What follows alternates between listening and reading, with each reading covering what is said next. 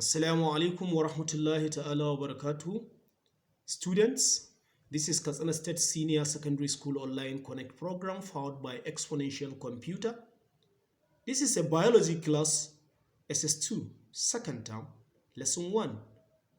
And the topic of the day is Excretory System. The lesson prepared and presented by Nuruddin Sani. Student, you are welcome. Meaning of excretion. But we begin to talk about excretory system the later we define excretion. Excretory system is a passive biological system that removes excess unnecessary materials from an organism. So the removal of excess unnecessary materials is what we call excretion. While the system built in human or living organisms that perform the function of the removal of excretory materials from the body of an individual organism, that is what we often refer to as excretory system. So in a nutshell, excretion is the removal of waste products from the body of an organism. And this waste product could be gases like carbon dioxide. Any living organisms must carry out respiration, which is a characteristic of living thing. So we must breathe in of air called oxygen, and the oxygen must be oxidized in our body, metabolized, and carbon dioxide will be generated as waste. And this carbon dioxide must leave our body for the organism to grow well and carry out physiological process as expected. So the removal of carbon dioxide from the body of an individual organism after respiration is called excretion.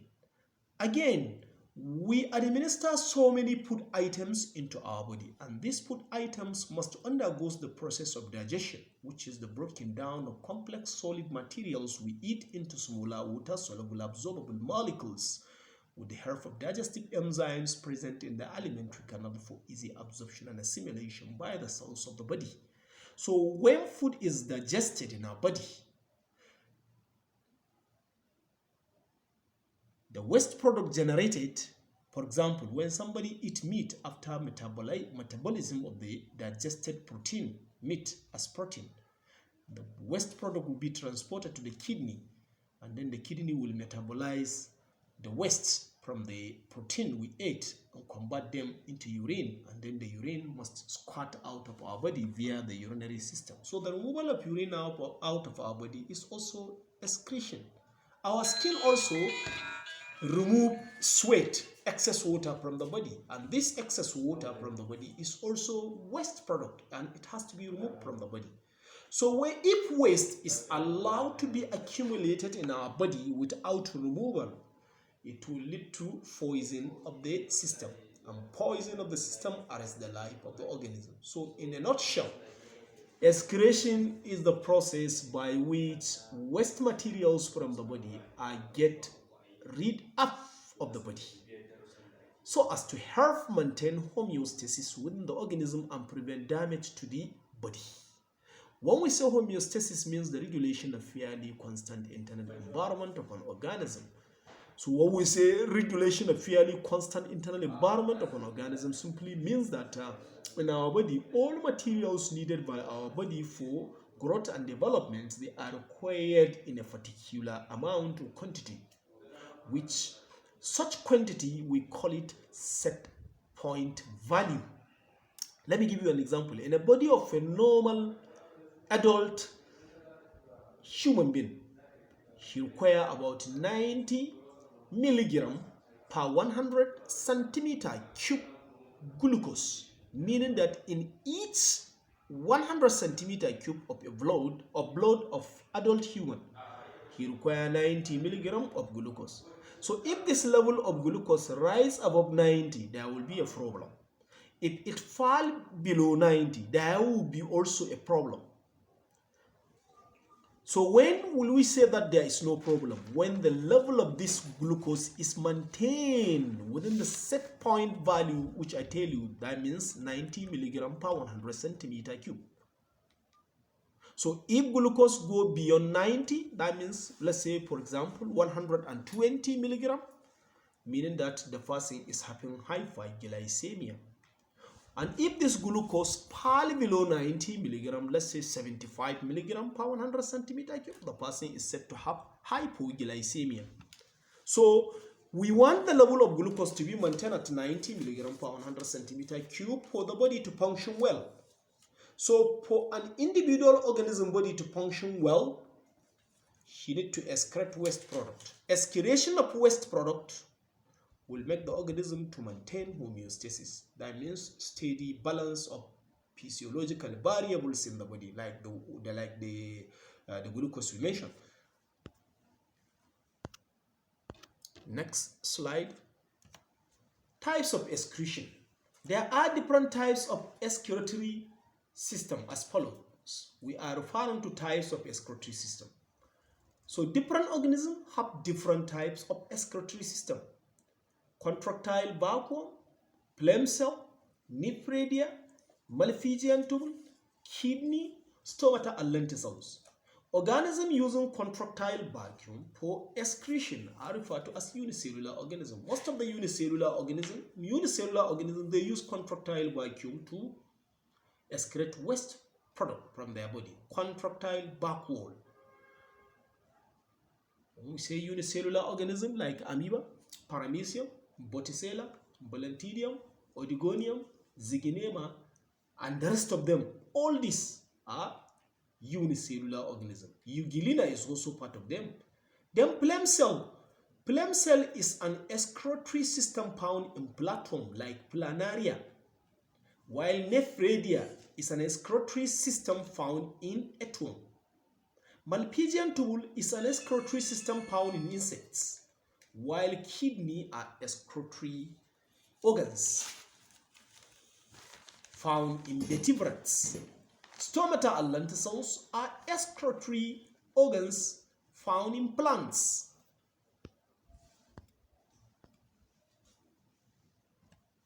Next slide. So contractile vacuole as an excretory structure. This is how, if you look at this diagram, it shows us how contractile vacuum look like. The contractile vacuum is a structure used by unicellular organisms for excretion of the following waste products of metabolism. So this contractile vacuum is used for excretion of water, carbon dioxide, and ammonia. So meaning that unicellular organism, the waste product of their body include excess water, carbon dioxide, and ammonia. Take note of this. This is what WIEC normally asks students. It may come in the form of objective. They say the following are excretory or are waste product of metabolism in unicellular organism. They may bring, except probably they may say excess water, carbon dioxide, ammonia, and they may bring another thing which is not supposed to be here. So you should take note of the major waste products. So what we are expected to learn here under the concept of excretion, you should know the name of excretory structure. Know the organism using that excretory structure, and know the waste product removed by the excretory structure. So now we know that there is an excretory structure called contractile vacuum, and we learned that the organism using contractile vacuum are unicellular organism. I cited some of the example of this unicellular organism as amoeba, paramecium, botticella, euglena, balantidium, odigonium, zyginema, and the rest of them. They are all unicellular organisms. So the familiar ones are paramecium, amoeba, euglena. They all use this contractile vacuum to remove excess water from their body. You take note that these unicellular organisms, they are found in aquatic environment.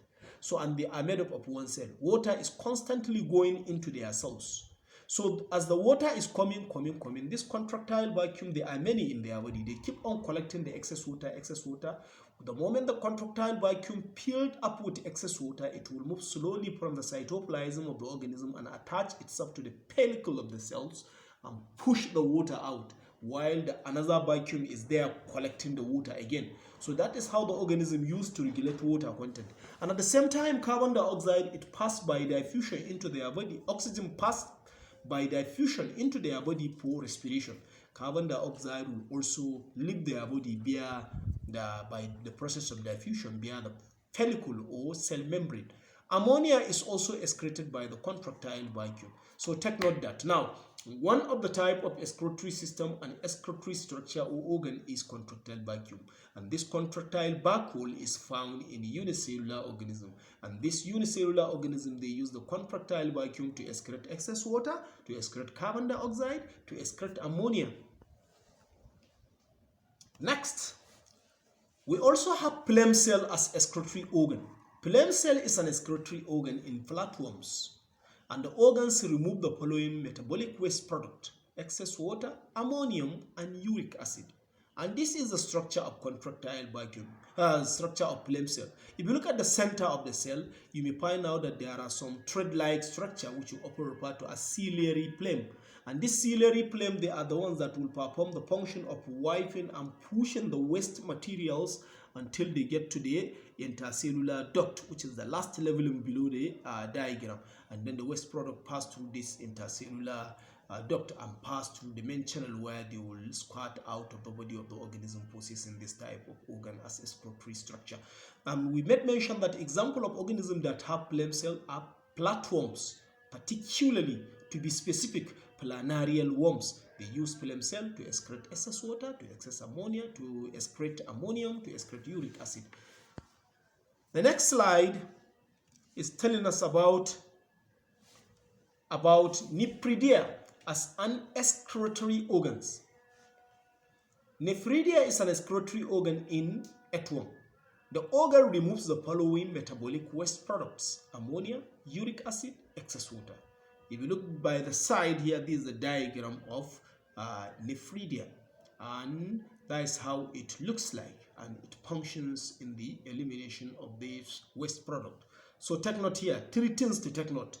Know that there is a excretory structure known as a Nephridia, that is plural. If you want to call one, you say Nephridium, singular. And these Nephridia are found in earthworm, and it is used to excrete waste product like ammonia, uric acid, and excess water. The next slide is telling us about Maleficion tool as an excretory organ found in what? Found in insects. So all insects, they use Maleficion tool to excrete their excretory materials or waste product of metabolism. Maleficion tool is an excretory organ in insects, and the organ removes the following metabolic waste products: excess water, uric acid, and urine. And this is how their Maleficion tool look like, and study it and the leveling of the diagram. Next slide. Kidney as an excretory organ. Kidney is an excretory organ in vertebrates. When we say vertebrate, it means animals that possess backbone. The organ removes the following metabolic waste product: excess water. If you look at it, let us cite an example. If you drink or if you consume a lot of water, within no time you will have diuresis, excessive urine or excess urine. You continue to urinate.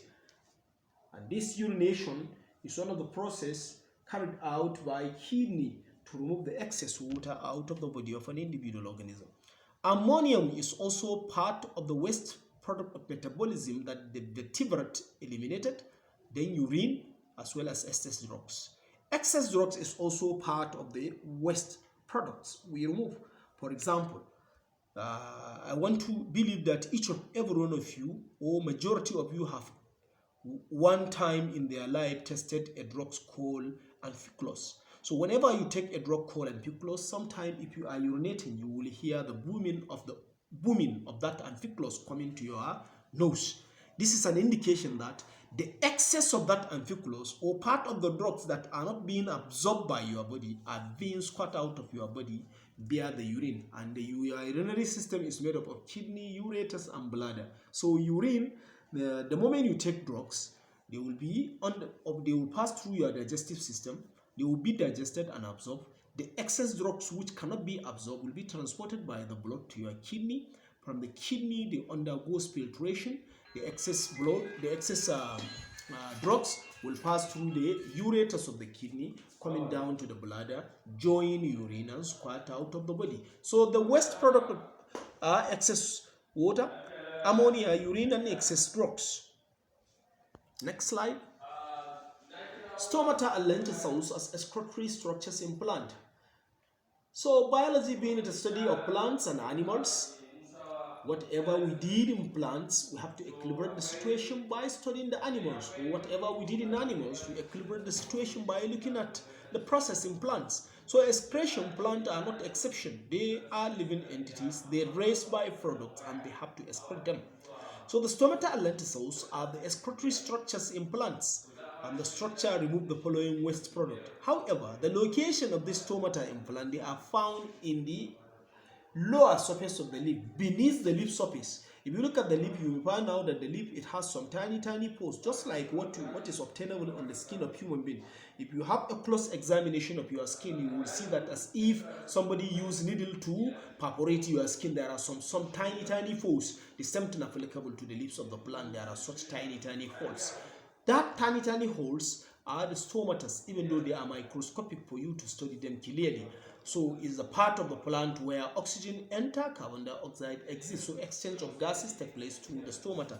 And also the lenticels are found on the stem of the lower plant or young herbaceous plant, like amaranthus and the rest of them. On the green stem, that is why you find lenticels. So many plants excrete their waste product either via the stomata or via the lenticels or via the two structures. Excess water also is created via the what? Via the leaves and via the stomata and the leaves, and then oxygen is also excreted. So the diagram you can see here by the side, the rounded one is the stomata, and in the center you see the stoma, and then the nucleus of the stomata, and most of the stomatas contain chlorophyll, and they are photosynthetic. They carry out photosynthesis. Next, mechanism of excretion in earthworm. So how earthworm excrete their waste product? The main waste materials in earthworm are carbon dioxide and nitrogenous waste. The carbon dioxide is excreted out from the body through its moist skin by the process of diffusion. Most of the earthworm you can see, you will find out that the earthworm, they have moist skin. And atmospheric oxygen tend to dissolve on their skin and diffuse into their body. They utilize that oxygen for respiration, and they generated carbon dioxide as the waste product. That carbon dioxide will be transported from the entire body source and passing through their skin into the atmosphere by the process of diffusion. The nitrogenous waste are excreted out of the body by a special excretory structure called Nephridia, singular Nephridium, as I told you previously. The Nephridium is a tubular coil structure. It starts from the rounded funnel shape structure called nephrostom. The nephrostom often in the coil to called the nephridial tubules, which is lined with cilia. The nephridial tubule open outside the body through a small opening called nephridiophore. The body fluid of the earthworm rich in nitrogenous waste enter the nephridium through the nephrostom and passes into the nephridial tooth. In the nephridial tooth, the useful substances present in the fluid are absorbed back to the body. The remaining fluid containing high percentage of nitrogenous waste is excreted out of the body through the nephridiophore, which help for movements of the cilia. So this is the mechanism of excretion in earthworm. We will also now look at the mechanism of excretion in insects that uses Maleficion tubule for excretion. The cuticle of insect has openings on the thoracic cavity or thorax, that is the chest, an abdominal segment called the spiracles. Waste products such as carbon dioxide leaves the insect body via the spiracles. Other excretory products such as nitrogenous waste and water liberated in the hemocoels, that is the body cavity, are absorbed at the distal end of the Maleficion tubule named after the Marcello Malefici, a 17th century anatomist who discovered discover the Malefician tubules, or the excretory nitrogenous excretory structure in insects, which he named them, or which they were named after his name, Malefici. The nitrogenous waste is converted to uric acid as it passes along the Malefician tubule toward the midgut.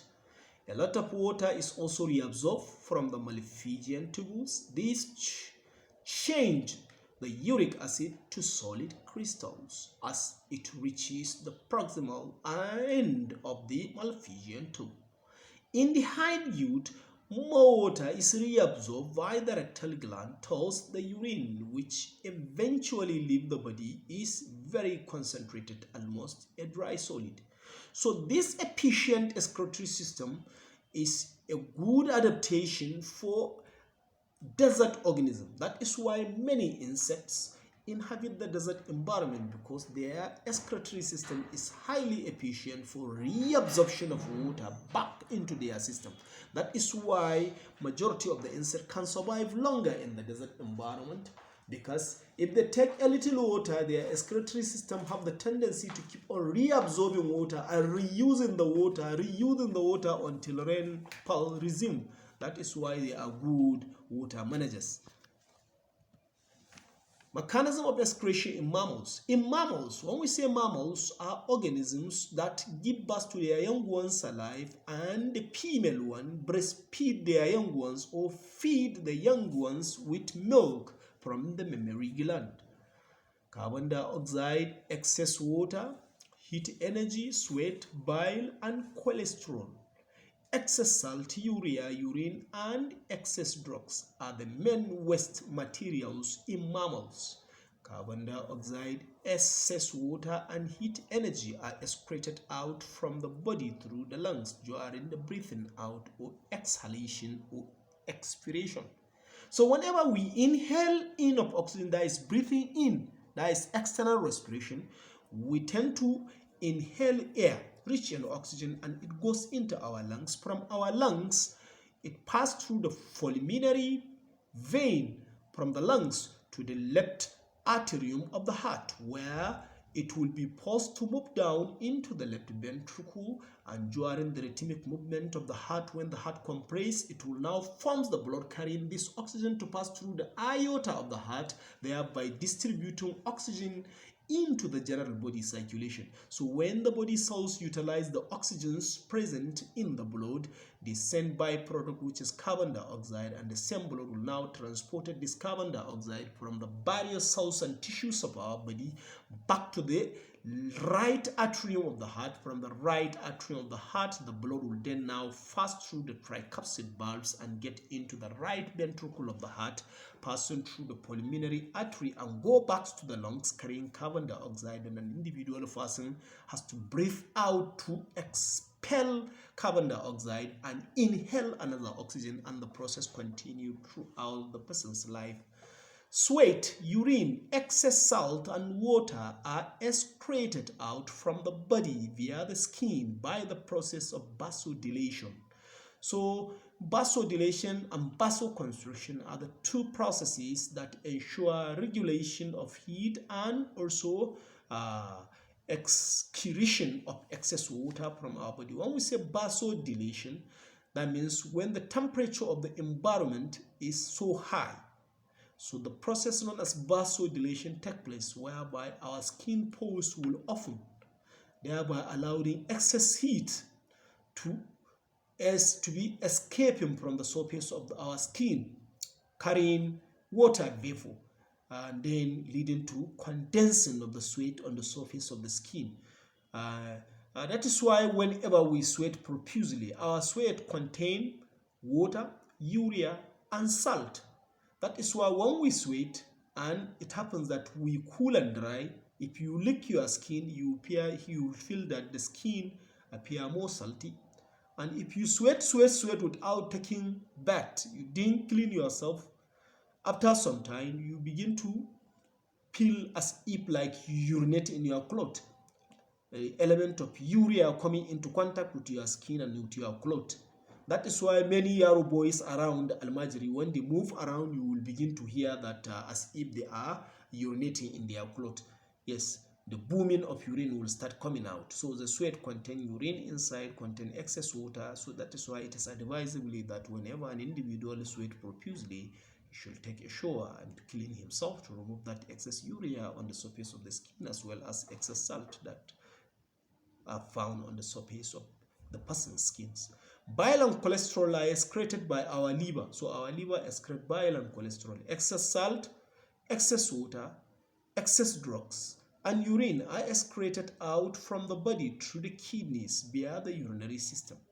The urinary system consists of two ureters, each from the kidney leading to the urinary bladder.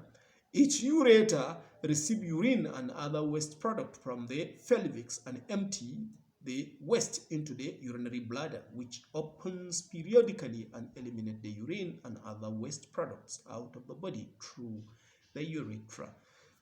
So what are we saying looking at the excretory mechanism of mammals? Mammals, they do not have single excretory organ.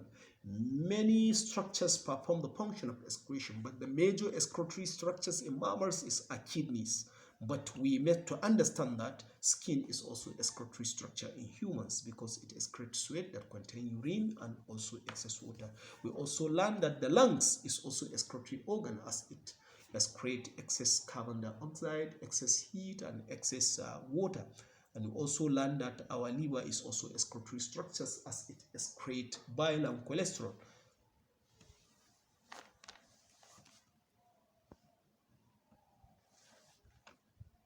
The next slide telling us about the mechanism. Okay, when next we meet, we talked about the mechanism of excretion in plants. Because as I tell you, being biology, the study of plant and animal, whatever we did in animal, we have to equilibrate the situation by studying the same process in plants. So when next, we will talk about how plants carry out excretion as well as how plants remove their metabolic waste product. Thank you for listening. Goodbye.